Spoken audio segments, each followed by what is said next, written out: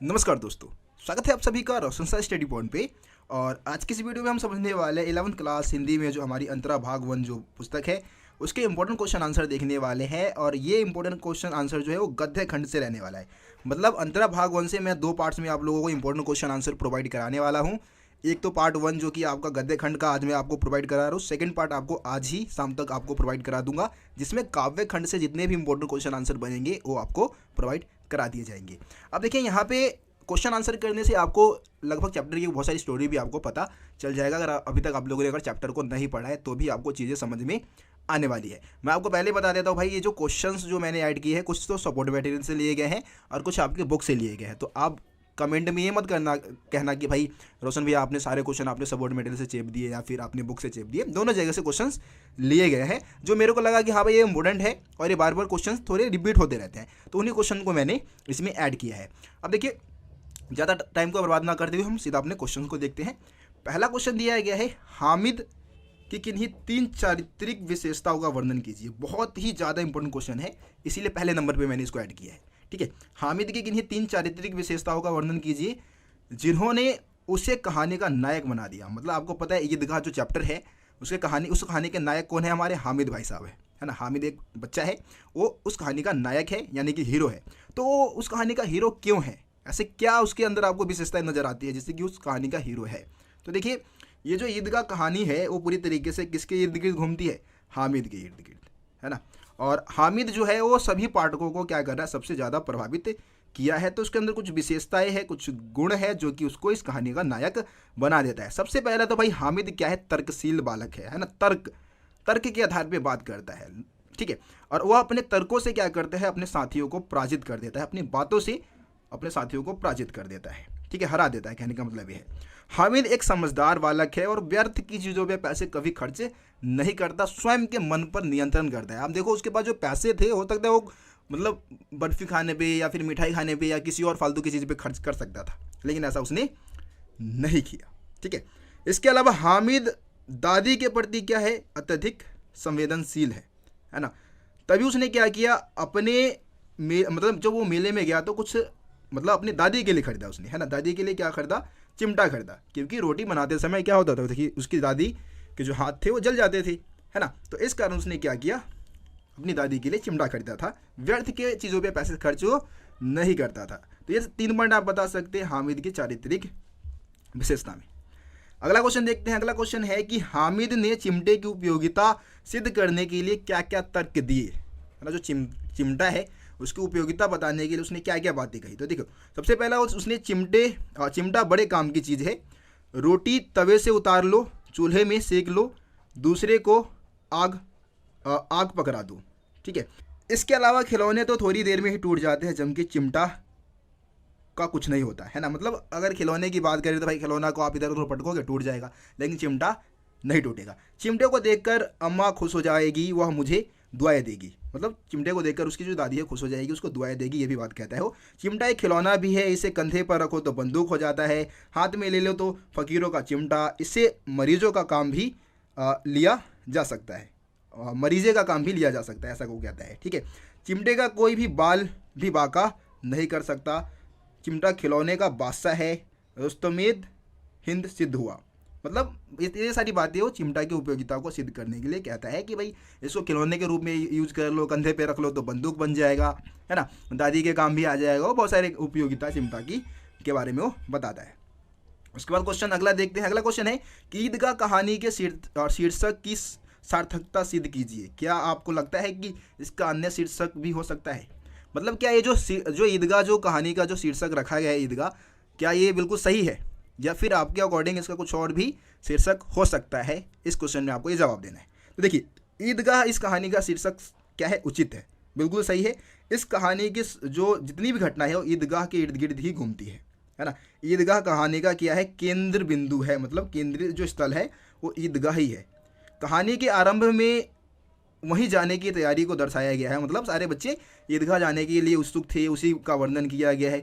ईदगाह पर ही नमाज पढ़ी जाती थी, वही एकता की दृष्टि भी आपको हो सकती थी, मतलब लोग एकजुट हो रहे हैं, वही मेला भी लगता था।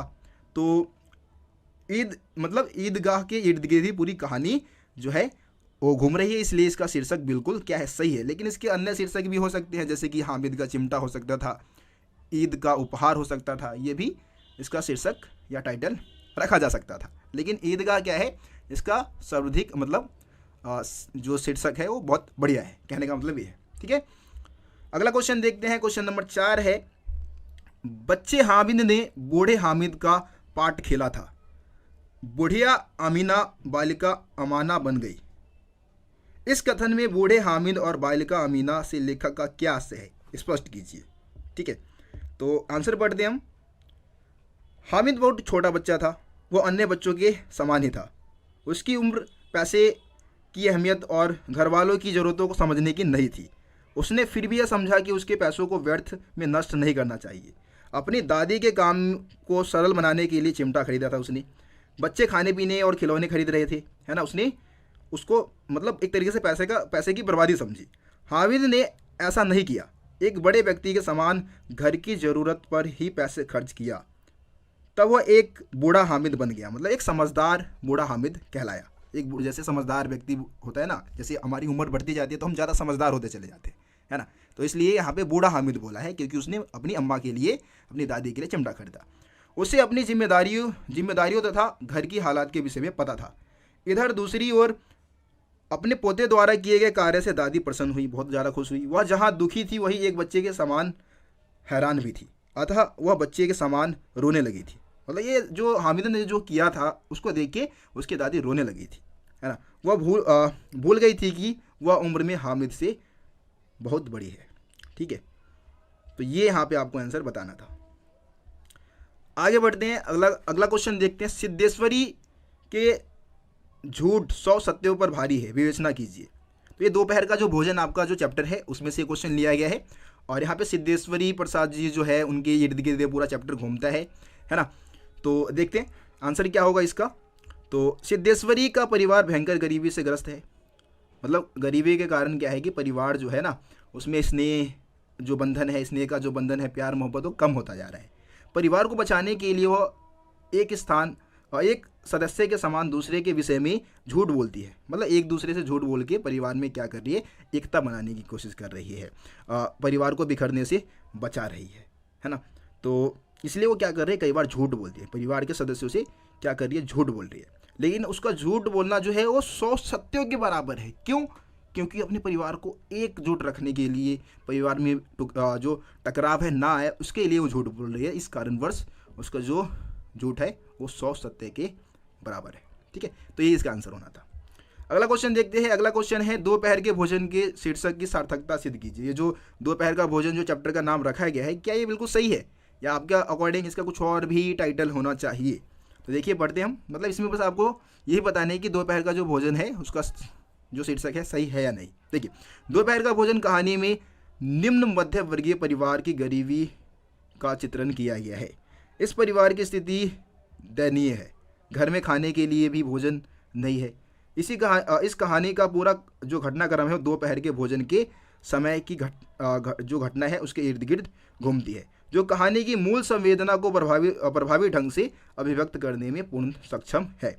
घर के मुखिया के बेरोजगार हो जाने पर परिवार को किस प्रकार एक के बाद एक समस्याओं से जूझना पड़ता है। दोपहर के समय घर के सभी सदस्य एक के बाद एक घर आते हैं और परिवार की स्थिति और अपने संघर्ष का प्रकारात्मक से व्यक्त कर कहानियों को आगे बढ़ाते हैं। अतः यह शीर्षक बिल्कुल उचित है। मतलब ये जो कहानी है पूरी तरीके से दोपहर के भोजन के इर्द गिर्द ही घूमती है। बारी बारी से परिवार के सदस्य आते हैं दोपहर में भोजन करने, और सभी को मतलब कहीं ना कहीं अपने स्थिति के बारे में, हालात के बारे में मालूम है। तो इस कारणवश अगर हम कहें दोपहर का जो भोजन का जो शीर्षक है वो बिल्कुल सही है। अगला क्वेश्चन देखते हैं। अगला क्वेश्चन दिया गया है, उसने पहला ग्रास मुंह में रखा और तब न मालूम कहाँ से उसकी आंखों में टप टप आंसू चूने लगे। ठीक है, तो ये आपको मतलब क्वेश्चन दिया गया है, इसको आपको स्पष्ट करना है। देखिए आंसर पढ़ते हैं। सिद्धेश्वरी एक भारतीय गृहिणी है। वह घर की सभी समस्याओं को अपने ऊपर लेती है तथा परिवार के अन्य सदस्यों के बीच कटुता नहीं आने देती। घर की आर्थिक दशा खराब है। वह कम साधनों में भी परिवार का पेट भरने की कोशिश करती है। इस काम में उसे बहुत झूठ बोलना पड़ता है। उसे इस बात की पीड़ा है कि घर का हर सदस्य आधे पेट भोजन करके पेट भरा होने का नाटक कर रहा है। मतलब घर में सभी को पता है कि भाई स्थिति क्या है, और इस कारण बस सभी सदस्य क्या कर रहे हैं, नाटक कर रहे हैं। आधा पेट खाते हैं और बोल देते हैं पेट भर गया है। ठीक है, वह स्वयं भी भूखी रहती है। इस दर्द को वह किसी दूसरे के समक्ष व्यक्त नहीं कर पाती। वह पीड़ा आंखों से आंसुओं के माध्यम से निकलती है। मतलब जो पीड़ा है उसके अंदर जो दर्द है वो आंसुओं के माध्यम से निकलता है। ठीक है, तो इसमें ये समझाने की कोशिश की गई है इस लाइन में। आपको ये इसमें आंसर बताना था। अगला क्वेश्चन है कि भाई ये सिद्धेश्वरी की जगह आप होते तो क्या करते थे। जो सिद्धेश्वरी प्रसाद है उनकी जगह पे, मतलब सिद्धेश्वरी की जगह आप होते तो आप क्या करते। ऐसी स्थिति में मान लो कि घर की स्थिति बिल्कुल ख़राब है, खाने पीने की चीज़ों की कमी हो रखी है, और जो घर का मुखिया है उसका रोज़गार भी चला गया, वो बेरोज़गार हो गया।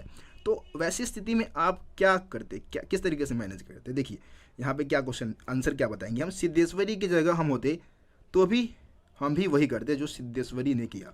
सिद्धेश्वरी के रूप में महिला हो या कोई पुरुष, अपने परिवार के सदस्यों की देखभाल करना, घर का उचित प्रबंध करना हर घर के मुखिया सदस्य की जिम्मेदारी होती है। ठीक है, सिद्धेश्वरी अपने घर की मुखिया महिला थी और वह अपने घर के सदस्यों की सीमित आय में भी अपने घर का उचित प्रबंध कर रही थी। हम भी यही सिद्धेश्वरी की जगह, अगर हम भी सिद्धेश्वरी की जगह होते तो यही करते। महिला के रूप में या पुरुष के रूप में हम भी सिद्धेश्वरी की तरह करने का प्रयत्न करते। हमारे पारिवारिक दायित्व होता है हमारा, है ना। अपने परिवार के सदस्यों की हितों के लिए अपनी तरह से कुछ त्याग करना, थोड़ी तकलीफ सहना, परिवार के रिश्तों को मजबूत करना, दुख सुख उतार चढ़ाव पारिवारिक जीवन का हिस्सा होता है। ऐसे में कठिन समय में सूझबूझ और कुशलतापूर्वक निकाला जाता है ताकि अच्छे समय का आधार तैयार किया जा सके। सिद्धेश्वरी भी अपनी सूझबूझ से कठिन समय से निकल रही थी, तो हम होते तो भी यही कदम उठाते जो सिद्धेश्वरी प्रसाद मतलब सिद्धेश्वरी ने उठाया था। ठीक है, अब अगला जो क्वेश्चन है वो टॉर्च बेचने वाला जो आपका जो कहानी है उसमें से है। देखिए क्वेश्चन पढ़ते हैं हम। भव्य पुरुष ने कहा, जहां अंधकार है वहीं प्रकाश है। इसका क्या तात्पर्य है। तो जहां प्रकाश है वहीं जहां अंधकार है वहीं प्रकाश है, इससे हमारा क्या तात्पर्य है ये आपको यहाँ पे बताना है। तो देखिए आंसर पढ़ते हैं हम चैप्टर के आधार पे। इसका तात्पर्य है कि अंधेरे को चीरने के लिए प्रकाश ही आवश्यक है ना। अगर कहीं अंधेरा है तो उसको ख़त्म करने का काम कौन करेगा भाई, प्रकाश करेगा, रोशनी। अंधेरे और प्रकाश का गहरा संबंध है, अंधेरे से ही प्रकाश निकलता है। ठीक है, तभी अंधकार मिटता है। मतलब अंधेरे में अगर प्रकाश जाएगा तभी अंधकार मिटेगा। भव्य पुरुष हृदय के अंधकार की बात करता है, जो कि भव्य पुरुष आपको पता है इसमें दो कैरेक्टर की बात की गई है। एक असलियत में टॉर्च बेचता है ना, और एक जो है वो साधु है, साधु के तौर पे काम कर रहा है वो। तो उन दोनों की स्टोरी इसमें बताई गई है। तो भव्य पुरुष बनता है वो। तो भव्य पुरुष हृदय के अंधकार की बात कर रहा है। इसी हृदय से प्रकाश की किरणें फूटती है। अंधकार में प्रकाश की किरणें होती है तो प्रकाश में अंधकार की थोड़ी कालिमा भी होती है। प्रकाश को अंतर में खोजना ही पड़ता है। मतलब ये अंदर हृदय की बात करेगी, हृदय में भी मतलब क्या है, प्रकाश की किरणें पड़ेगा जब भी जाके हमारे जीवन का जो अंधकार है वो दूर होगा, है ना। ये यहाँ पे समझाने की कोशिश की गई है। आगे समझते हैं। अगला क्वेश्चन है क्वेश्चन नंबर 10। भीतर के अंधेरे की टॉर्च बेचने और सूरज छाप टॉर्च बेचने में बेचने के धंधे में क्या फ़र्क है। मतलब जो भीतर जो हमारे हृदय के अंदर जो मतलब अंधेरा है उसको उजाला करने के लिए जो टॉर्च आपको पता है कौन बेच रहा है, साधु। और सूरज छाप जो टॉर्च उसका दूसरा जो मित्र है वो बेच रहा है। तो इसमें दोनों में क्या अंतर है, जो फ़र्क है उसकी हमें बात यहाँ पे बतानी है। देखिए इस पार्ट में दो प्रकार के अंधेरों का जिक्र है, बाहरी अंधेरा और भीतर हृदय का अंधेरा। कुछ लोग साधु संत का रूप धारण करके हृदय के अंधकार को मिटाने का उपाय बताते हैं, और यही उपाय भीतर के अंधेरे की टॉर्च है। मतलब जो भीतर जो टॉर्च जलेगा, ठीक है। और इसी प्रकार लोगों की भावनाओं का शोषण करते हैं। वो साधु संत जो होते हैं वो क्या करते हैं, भीतर के टॉर्च जलाने की बात करते हैं, है ना। मात्र धन प्राप्ति के लिए ही ऐसे लोग मतलब जो करते हैं वो धन प्राप्ति के लिए करते हैं। सूरज छाप टॉर्च बेचने वाला जो है वो बाहर के अंधेरे को जो बाहर के अंधेरे का जो डर है और दिखाकर क्या करता है, भयभीत करता है लोगों को, है ना। और उसके सामने तरह तरह की दुर्घटनाओं की आशंकाएं जताता है और फिर जाके अपने जो मतलब नाम का जो टॉर्च है उसको बेचता है। तो दोनों ही क्या कर रहे हैं, अंधकार को दूर करने की बात कर रहे हैं। एक अंदर की अंधकार को दूर करके अपना धंधा चला रहा है और एक बाहर के अंधकार को दूर करके अपना धंधा चला रहे हैं। ठीक है, ये है इसमें। देखिए अगला क्वेश्चन है कि धंधा वही करूंगा यानी टॉर्च बेचूंगा, बस कंपनी बदल लूंगा, इससे क्या आशय है। देखिए क्या है यहाँ पे आंसर हमें बताना है कि मतलब धंधा वही करूंगा लेकिन मतलब टॉर्च ही बेचूंगा लेकिन कंपनी बदल लूंगा। इसका मतलब ये है कि टॉर्च बेचने वाला कहता है कि धंधा वही करूंगा अर्थात लोगों को ठग कर पैसे कमाऊंगा। ठीक है, धर्म का धंधा मतलब धर्म का धंधा टॉर्च बेचने के समान ही है। दोनों कंपनी अलग अलग है। धर्म के ठेकेदार आस्था को बेचते हैं। ठीक है, जो धर्म के ठेकेदार होते हैं, जो गुरु लोग मतलब जो साधु संत होते हैं, वो क्या करते हैं, आस्था को बेचते हैं। आस्था को बेच के क्या करते हैं, कमाई करते हैं और सम्मान भी ज़्यादा मिलती है उनको। ठीक है, तो ये इसका मतलब यही है, धंधा वही रहेगा लेकिन मतलब टॉर्च ही बेचेंगे, बस कंपनी बदल लेंगे, धर्म का धंधा स्टार्ट किया जाएगा। ठीक है, अगला क्वेश्चन देखते हैं। अगला क्वेश्चन है, लेखक ने टॉर्च बेचने वाली कंपनी का नाम सूरज छाप ही क्यों रखा। तो साधारण सी बात है कि भाई इस संसार को प्रकाशित करने का काम कौन कर रही है, सूरज, है ना, सूर्य कर रही है। जब सूर्य आता है तो अंधकार भाग जाता है, अतः सूर्य छाप नाम रखकर लेखक पाठकों को कंपनी के प्रति आश्वस्त कराना चाहता था। टॉर्च भी प्रकाश करने के काम आती है, अतः यह नाम लेखक की बनाई कंपनी तथा कहानी की सार्थकता प्रदान करती है। ठीक है, ये आंसर है इसका। अगला क्वेश्चन पढ़ते हैं। अगला क्वेश्चन है, 5 साल बाद दोनों दोस्तों की मुलाकात किन परिस्थितियों में और कहाँ होती है। तो 5 साल बाद एक दोस्त देखता है कि मंच पर एक साधु भाषण दे रहा है। उसका भाषण बड़े ध्यान से लोग सुन रहे हैं। वह लोगों को अंधकार का डर दिखाता है, ठीक है, और ज्ञान के प्रकाश में आने के लिए कहता है। आपको पता है कि ये जो टॉर्च बेचने वाली कहानी में 2 दोस्त है, ठीक है, तो एक तो भाई सही में टॉर्च बेच रहा है और एक साधु बन गया है। और साधु जो है उस अपने दूसरे मतलब जो टॉर्च बेचता था वास्तव में, तो अपने दोस्त को देखता है कि भाई वो साधु बन चुका है और साधु बन के बड़ी बड़ी बातें कर रहा है, लोगों को ज्ञान का प्रकाश दे रहा है ना। उस साधु की बात सुनकर पहला मित्र हंस पड़ा। जब वह उसके निकट जाता है तो उसे पता चलता है कि यह तो उसका पुराना मित्र है जिसे उसे 5 साल बाद मिलने का वादा किया था। इस प्रकार अचानक दोनों एक दूसरे के से मंच पर मिलते हैं और एक साधु बना होता है तो दूसरा टॉर्च बेचने वाला। ठीक है, तो दोनों दोस्तों की मुलाकात इस प्रकार से होती है। अगला क्वेश्चन देखते हैं। पहला दोस्त मंच पर किस रूप में था और वह किस अंधेरे को दूर करने के लिए टॉर्च बेच रहा था। तो पहला दोस्त जो था वो मंच पर साधु के रूप में था, है ना। वह मंच पर बैठे लोगों को प्रवचन दे रहा था। उसने रेशमी वस्त्र पहन रखा था, चेहरा पर लंबी दाढ़ी थी उसकी और उसके बाल भी लंबे हो गए थे। इस वेश में उसका स्वरूप भव्यता को प्राप्त हो रखा था। वह लोगों की आत्मा के अंधकार को दूर करने की बात करता था, मतलब दूर करने के लिए ज्ञान रूपी टॉर्च को बेच रहा था। ठीक है,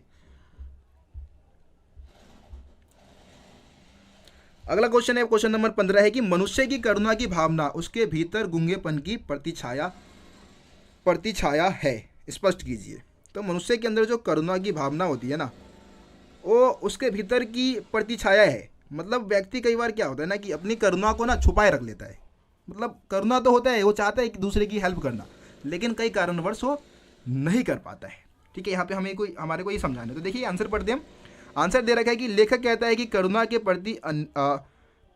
प्रति अन्याय होता देखकर मनुष्य करुणा की भावना जागृत होती है। कहीं भी वो देखता है कि अन्याय हो रहा है किसी के साथ, तो करुणा की भावना के कारण उसके अंदर करुणा की भावना उत्पन्न होती है, जागृत तो हो जाती है, क्योंकि हर एक मनुष्य में कुछ ना कुछ करुणा है, दया की भावना होती ही है ना। परंतु अनेक कारणों से वह उसे व्यक्त नहीं कर पाता है। ये कारण जैसे जिम्मेदारी से बचने की प्रवृत्ति, कृत्रिम सुखों को खोने का भय हो सकता है, या स्वयं किसी विपत्ति में फंसने के कारण। मतलब हम देखते हैं ना कई बार कि भाई दूसरे जगह पे अन्याय हो रहा है, लेकिन हम सोचते हैं कि भाई हम अगर इसकी हेल्प करेंगे तो हम भी विपत्ति में पड़ जाएंगे, इसलिए हम उसकी हेल्प नहीं करते। तो इस कारण क्या होता है कि उसकी करुणा की भावना मौन रूप धारण कर लेती है ना। अपने साहस वो नहीं दिखा पाता, साहस की भावना नहीं दिखा पाता। और यही हालत क्या है चमेली के, जो चमेली गूंगा जो आपका चैप्टर है उसमें चमेली का जो पति है वो भी करुणा तो दिखाना चाहता है, लेकिन किसी कारणवश वो नहीं दिखा पा रहा है। अगला क्वेश्चन है कि हमें विकलांगों के प्रति कैसा व्यवहार रखना चाहिए। जैसे कोई गूंगा है, बहरा है ना, अपंग है, तो उसके साथ हमारे को कैसा व्यवहार रखना चाहिए। तो कोई भी मनुष्य अपने आप में पूर्ण नहीं होता है, मतलब पूरी तरीके से आप सही नहीं है। सही यानी कि कुछ ना कुछ कमी आपके अंदर होगा। हम सभी में कोई ना कोई कमी होती है, अतः हमें विकलांगों के साथ समानता का व्यवहार रखना चाहिए। आवश्यक विकलांगों के प्रति हो रहे अन्याय और शोषण के खिलाफ संघर्ष करना चाहिए हमें, अगर उनके साथ कोई भेदभाव हो रहा है तो, है ना। विषम परिस्थितियों में उनकी सहायता हमें करनी चाहिए। उनके प्रति दया और प्रेम की भावना रखनी चाहिए, ठीक है। उनके साथ उनके सम्मान और स्वाभिमान को बनाए रखना चाहिए। हमें स्वयं कई बातों में उनसे बहुत कुछ सीख सकते हैं। उनसे हम क्या ले सकते हैं, प्रेरणा भी ले सकते हैं। तो अच्छा व्यवहार कुल मिला के हमारे को विकलांगों के साथ रखना चाहिए।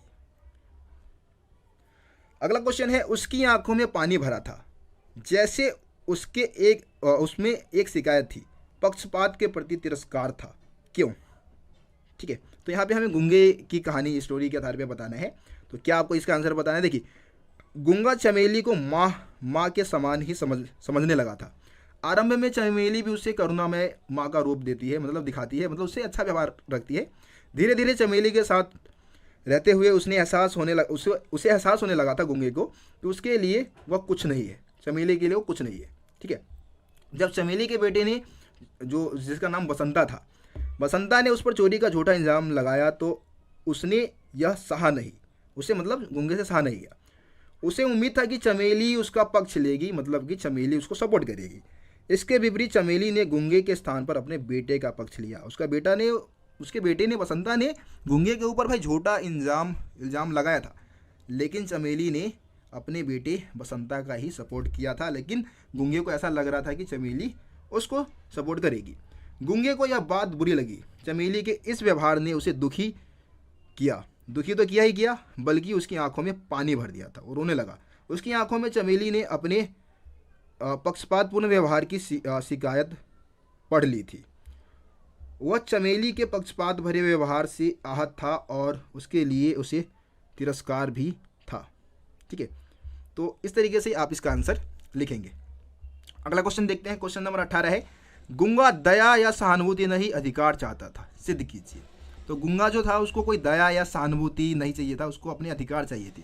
जैसे दूसरे लोगों के साथ अच्छा व्यवहार हो रहा है, जैसे कि चमेली अपने बेटे बसंता के साथ जैसा व्यवहार कर रही है, वो चाहता था कि उसके साथ भी वैसा ही व्यवहार हो। ठीक है, तो गूंगे ने यह बात कई बार स्वयं संकेत के माध्यम से कही कि वह दया सहानुभूति नहीं, अधिकार चाहता है।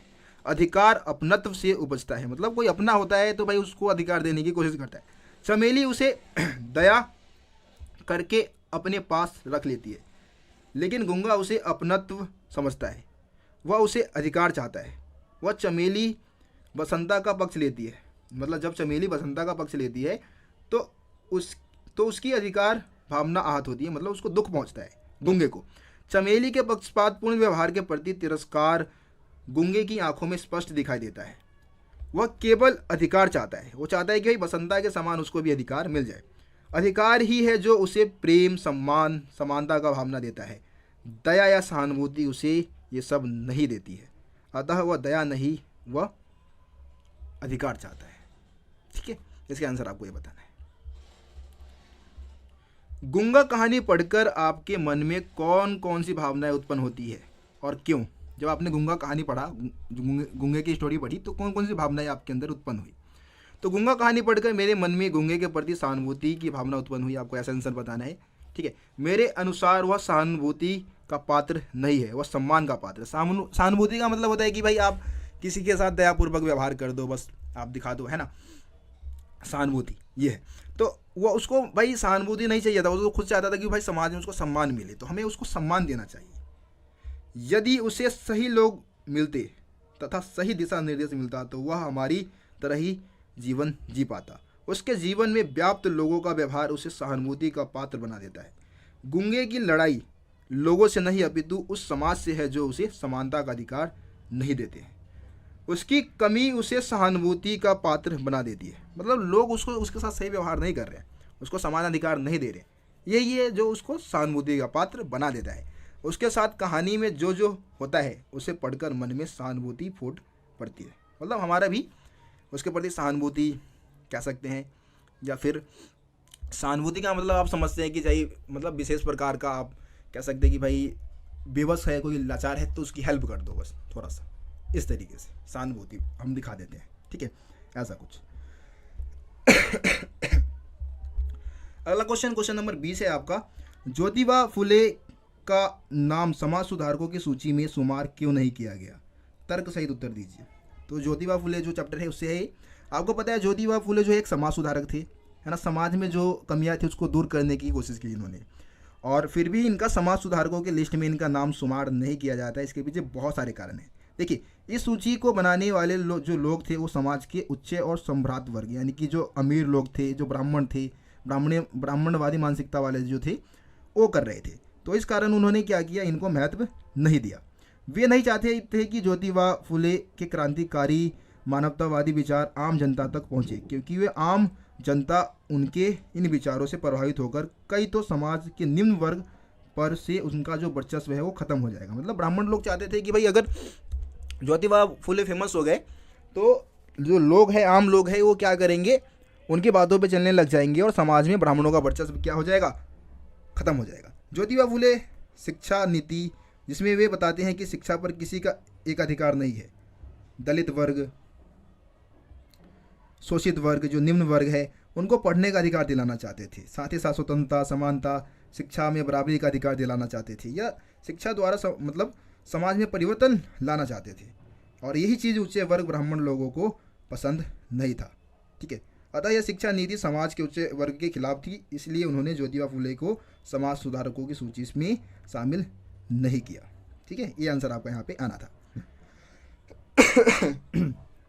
अगला क्वेश्चन देखते हैं, क्वेश्चन नंबर 21 है, ज्योतिबा फुले और सावित्री कैसे एक और एक मिलकर 11 हो गए? ठीक है, दोनों ने मिलकर क्या किया, समाज में जो कमियां थी उसको दूर करने की कोशिश की। जो निम्न वर्ग के जो लोग थे उनको शिक्षा प्रदान किया, उनके लिए पाठशालाएं खुलवाई, महिलाओं के लिए, लड़कियों के लिए पाठशालाएं खुलवाई। तो इस कारण दोनों ने मिलकर ये काम किया, तो इस कारण वो एक और एक मिलकर 11 हो गए। ऐसा आप यहाँ पे आंसर बताएंगे, यही आंसर यहाँ पे लिखा हुआ है, ठीक है। अगला क्वेश्चन है, स्त्री समानता को प्रतिष्ठित करने के लिए ज्योतिबा फुले के अनुसार क्या क्या होना चाहिए? तो स्त्रियों को भाई पुरुषों के समान अधिकार मिलना चाहिए, जीवन जीने का अधिकार, स्वतंत्रतापूर्वक अधिकार मिलना चाहिए। स्त्रियों के अधिकार पुरुषों के समान ही होने चाहिए। स्त्री पुरुष के समान शिक्षा प्राप्त करने का अधिकार, स्त्रियों को मतलब पुरुषों के समान शिक्षा प्राप्त करने का अधिकार होना चाहिए। विवाह के समय बोले जाने वाले मंत्र में ब्राह्मणों का स्थान समाप्त होना चाहिए, तथा ऐसे वचन बुलवाने चाहिए जिससे दोनों के अधिकार हो। ऐसे वचनों को कोई स्थान नहीं देना चाहिए जिससे पुरुषों को मनमानी हो और उनके स्त्रियों को गुलाम बनाने की कोशिश की जाए। ऐसे कोई मंत्र वगैरह उच्चारण ना किए जाए, ठीक है। ये आंसर आपको बताना है यहाँ पे। अगला क्वेश्चन है, सावित्री बाई के जीवन में क्रांतिकारी परिवर्तन किस प्रकार आया? क्रमबद्ध रूप में लिखिए। तो सावित्री बाई आपको पता है ज्योतिबा जो फुले है उनकी पत्नी, ठीक है। तो सावित्री बाई के जीवन में क्रांतिकारी परिवर्तन विवाह के बाद आया। उनके पति ने सबसे पहले उन्हें पढ़ाना आरंभ कर दिया। इसके लिए उनके पति ज्योतिबा फुले ने मराठी से उन्हें अंग्रेजी भाषा में शिक्षा दी। उसके पश्चात उन्होंने अपने साथ लाई पुस्तक को भी उन्होंने पढ़ा। अपने पति के साथ उन्होंने पहले कन्या विद्यालय की स्थापना भी की थी। विद्यालय खोलने के कारण उन्हें सास तथा ससुर ने घर से निकाल भी दिया था, ठीक है। इसके बाद तो उन्होंने शूद्र जाति के जो लोग हैं लोगों के लिए निडर होकर कार्य करना आरंभ कर दिया। मतलब जो निचली जाति के जो लोग थे उनके लिए इन्होंने काम किया, ठीक है। तो ये आंसर आपको इसमें लिखना था। अगला क्वेश्चन देखते हैं। अगला क्वेश्चन है, ज्योतिबा फुले और सावित्री बाई के जीवन से प्रेरित होकर आप समाज में क्या परिवर्तन करना चाहेंगे?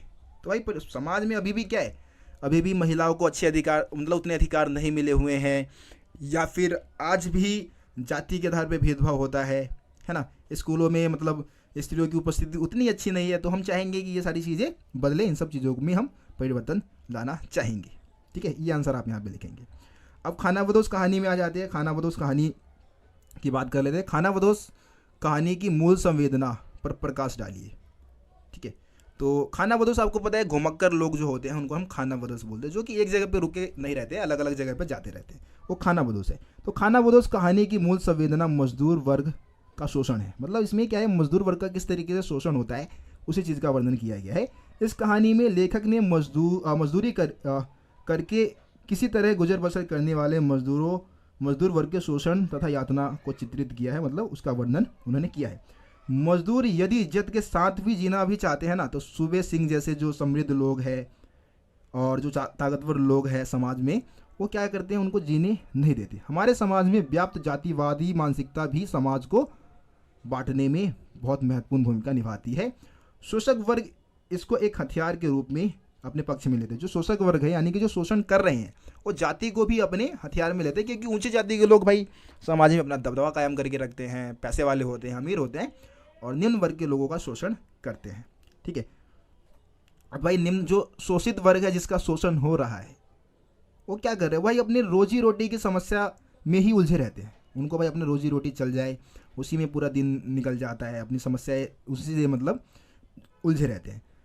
ठीक है, और ज़मीन से उखड़ते लोगों की व्यथा को बताता है, मतलब इसमें किस तरीके से एक जगह से दूसरी जगह पर जो लोग हैं वो रोजी रोटी की तलाश में जाते रहते हैं और इसी क्रम चक्र में वो फंसे हुए हैं।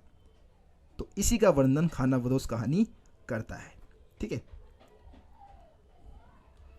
खानाबदोश कहानी में आज के समाज की किन किन समस्याओं को रेखांकित किया गया है, इस समस्याओं के प्रति कहानीकार के दृष्टिकोण को स्पष्ट कीजिए। ठीक है, तो खानाबदोश कहानी में आज के समय में कौन कौन सी समस्याएं, मजदूरों के साथ आपको पता है कि बहुत ज़्यादा समस्या आज भी देखने को मिलता है। साथ ही साथ आपको समाज में जातीय भेदभाव देखने को मिल जाएगा, मजदूर वर्ग का शोषण होता है, यातनाएं झेलनी पड़ती है उनको, उसका भी वर्णन किया गया है इसमें, है ना। मजदूर अभी भी नरकीय जीवन जी रहे हैं, मतलब नरक के समान उनका जीवन है, सुविधाओं का अभाव है उनके पास। समाज में स्त्रियां जो है सुरक्षित नहीं है, उनका शोषण आज भी हो रहा है। सम्मानजनक इस दृष्टिकोण लोग नहीं रखते हैं महिलाओं के प्रति, जैसे पुरुषों के प्रति रखा जाता है। ठीक है, समाज में शोषण को देखकर चुप रहने की मानसिकता व्याप्त है। मतलब आप देखेंगे कि वो कई बार किसी महिला का या किसी नीच जाति के वर्ग का शोषण हो रहा है, तो या फिर कोई शक्तिशाली व्यक्ति जो पावरफुल व्यक्ति है वो लाचार बेबस कमज़ोर व्यक्ति का शोषण कर रहा है, तो लोग वहाँ पे चुप रहते हैं। ये मानसिकता आज भी व्याप्त है। तो कहानीकार जो है यही चीज़ों का वर्णन इस कहानी में किए हैं और आज भी एक समस्या जो है हमारे समाज में मौजूद है। अगला क्वेश्चन है, चल ये लोग हमारा घर ना बनने देंगे। सुकिया के इस कथन के आधार पर कहानी की मूल संवेदना को स्पष्ट कीजिए। मतलब वो ना घर बनाना चाहते हैं, सुकिया जो है और मानो है ना, वो दोनों मिलकर अपना एक घर बनाना चाहते हैं, उस घर में रहना चाहते हैं, लेकिन वो उनके घर को कोई नहीं बनने देना चाहता। ठीक है, तो उसके आधार पे आप कहानी से क्या सीखते हैं, क्या सीख मिलता है, देखिए पढ़ते हैं हम आंसर। इस कहानी से सुकिया तथा मानव जैसे लोगों की शोषण भरी जिंदगी का पता चलता है कि उनका शोषण किस प्रकार से हो रहा है। पूंजीपति वर्ग उन्हें पैसे के जोर पर अपने हाथों की कठपुतलियाँ बनाकर रखना चाहते हैं। सूबे सिंह जैसे लोग सुकिया तथा मानव जैसे लोगों को चैन से जीने नहीं देते। एक मजदूर के पास यह अधिकार नहीं है कि वे अपने अनुसार जीवन जी सके। वे इनके हाथों सदैव से प्रताड़ित होते रहते हैं। मतलब जो ऊंचे वर्ग के लोग हैं वो क्या करते हैं, उनका शोषण करते रहते हैं, उनको प्रताड़ित करते रहते हैं। उन्होंने या तो पूंजीपतियों की नाजायज मांगों के आगे घुटने टेकने पड़े, या फिर खानाबदोश के समान एक स्थान से दूसरे स्थान पर वो भटकते रहे। तो सुकिया का कथन मजदूरों के इसी संवेदना को प्रकट करता है। ठीक है, इसमें आपका आंसर है। अगला क्वेश्चन देखते हैं। क्वेश्चन है कि खानाबदोश कहानी में आज के समय किन किन समस्याओं का रेखा चित्रण किया गया है। मतलब आज के समय में कौन कौन सी समस्याएं आप खानाबदोश कहानी के आधार पे देखते हैं। इस समस्याओं के प्रति कहानीकार का दृष्टिकोण भी स्पष्ट आपको इसमें करना है। तो भाई खानाबदोश कहानी के आधार पे हमारे को जो किसानों के जीवन चलाने के लिए गाँव से पलायन जो होता है उसका पता चलता है ना। जो किसान है अपना जीवन यापन नहीं चला पा रहे हैं, उसके वजह से वो शहरों की तरफ पलायन कर रहे हैं। मजदूरों का शोषण हो रहा है ना। जातिवाद भेदभाव, जातिगत भेदभाव का भी हमें इसमें जिक्र किया गया है। स्त्रियों का शोषण होता है ना। कहानी में सुकिया और मानव के माध्यम से निम्नलिखित समस्याओं को समझाया गया है। ये दोनों पात्रों की कहानी है जो भाईचारे में जीवन नहीं बिताना चाहते। भेड़ चाल लिखा हुआ है, भेड़ चाल में जीवन नहीं बिताना चाहते। वे समझौता नहीं करते हैं, अपनी मेहनत पर विश्वास करते हैं। वे ठेकेदार को मुंहतोड़ जवाब भी देते हैं। वे अपनी शर्तों पर जीवन के लिए कष्टों तक के कष्टों तक को गले लगाने से चूकते नहीं है। ठीक है, तो मतलब ऊपर जो है आप जो भी अभी हमने बोला कि आज भी खानाबदोश खाने के आधार पे आज भी बहुत सारी समस्या आप लोगों को देखने को मिल जाएगा, किसानों के जीवन में, मजदूरों के जीवन में। ठीक है, जातिगत भेदभाव जैसी समस्याएं देखने को मिलती है। क्वेश्चन नंबर 29 देख लेते। क्वेश्चन नंबर 29 है, भारत तेंदु के समय हिंदुस्तान की दशा कैसी थी। ठीक है, तो भारत तेंदु जी के समय देश की सामाजिक, धार्मिक, राजनीतिक और आर्थिक स्थिति पिछड़ी हुई थी, उतनी अच्छी दशा नहीं थी। देश पर अंग्रेज़ों का शासन था, वह हमारा सारा कच्चा माल सस्ते दामों पर खरीद कर अपने देश भेज देते थे, और वहाँ के जो माल होता था ना, हमारा जो हमारे देश में मतलब मनमानी कीमत पर वही माल को बेचा करते थे, बदल कर कच्चे माल को यहाँ से भेज दिया अपने देश में, तैयार माल में बदला और उससे भारत में आके बेचते थे, जिससे हमारे उद्योग धंधे जो थे वो ठप हो गए, खेती बिगड़ गई, आर्थिक स्थिति कमज़ोर हो गई। इन सभी का देश की आम जनता पर सबसे ज़्यादा प्रभाव पड़ा, क्योंकि उनका दोहरे स्तर पर शोषण हो रहा था। एक तो उच्च वर्ग समाजवादी सोच के कारण, दूसरे अंग्रेजी शासक के रूप में समाज में समान विषमताएं थी। मतलब एक तो जो हमारे समाज के उच्च वर्ग थे वो आम लोगों का शोषण करते थे, दूसरी तरफ अंग्रेज लोग शोषण करते थे। ठीक है, सारी कुरीतियाँ जैसे कि अंधविश्वास, जादू टोना, जाति प्रथा, मेल विवाह, अछूत जो मतलब छुआछूत है, धर्म के आधार पर भेदभाव, दलित समस्या, स्त्रियों की हीन दशा, बाल विवाह, अशिक्षा, विधवा पुनर्विवाह ना होना आदि, इन सभी समस्याओं से भारत जूझ रहा था। इस प्रकार देखा जाए तो इस समय समाज में, राजनीतिक, आर्थिक क्षेत्र में, धार्मिक क्षेत्र में, प्रत्येक स्तर में भेदभाव, शोषण, अन्याय, ये सारी भावनाएं व्याप्त थी। तो इस ऐसी दशा थी भारत की भारत तेंदु जी के समय में। ठीक है, इसमें 29 क्वेश्चन ऐड किए हैं जो कि आपके गद्य खंड से थे। ठीक है, गद्य खंड से में ये सारे क्वेश्चन ऐड किए गए थे। काव्य खंड से भी आपके लगभग 20 प्लस ही क्वेश्चन बनेंगे। ठीक है, जो कि इम्पोर्टेंट क्वेश्चन आंसर होंगे, और अगली वीडियो जो है आपको काव्य खंड से ही इम्पोर्टेंट क्वेश्चन आज ही मैं प्रोवाइड करा दूंगा। ठीक है, बस आप लोग यार वीडियो को शेयर करना, पसंद आया तो लाइक शेयर जरूर करें, ज़्यादा से ज़्यादा दोस्तों को इस चैनल के बारे में बताएं, ताकि आपके दोस्त भी इस चैनल से बेनिफिट उठा सकें। ठीक है, मिलते फिर आप लोगों से अगली वीडियो में, तब तक के लिए जय हिंद, जय भारत, अपना ख्याल रखिए।